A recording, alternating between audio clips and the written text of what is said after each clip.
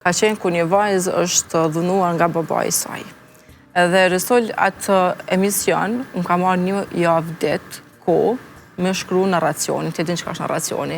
Isë narrativi që gazetari e lexon, e që mbullohet me pamje që publiku i shikon.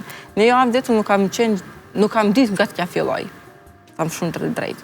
Ka qenë një vajzë e moshës 14, nëse s'gaboj, sepse ka qenë viti 2019 kur kam raportuar, e që në regionin e Mitrovicës ka raportuar që është dhunuar nga babai, nëna ka raportuar sepse ka raportuar nëna e vetë. Po, sepse ka gjetë video me përmbajtje shumë të rëndë në telefonin e burrit, që ka incizuar vajzën e vetë. Vajzën? Po. Edhe fatkeqësia e kësaj ka qenë që unë kam bisedu me vajzën, aja s'ka pranu të jep intervist, po ma ka jep komplet dosin e saj, ne kemi bë emision. Edhe fatkeqësia me madhe e saj ka qenë se ai burr është liruar i pafajshëm, për shkak në mungesë të provave nga gjykata themelore në Mitrovicë, të cilët nuk kanë arritur të gjejnë prova pas tyre, nuk kanë gjetur ADN. Kjo është aspekti juridik. Të gjejnë në aspektin e ADN.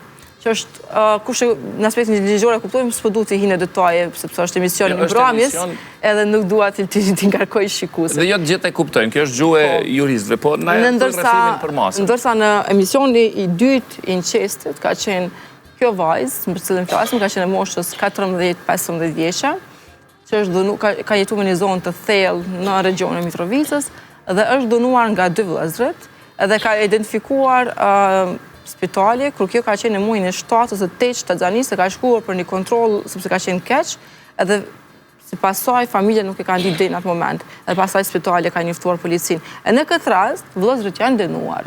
Po për mua ka qenë shqetësuese fakti trajtimit që ju është bë.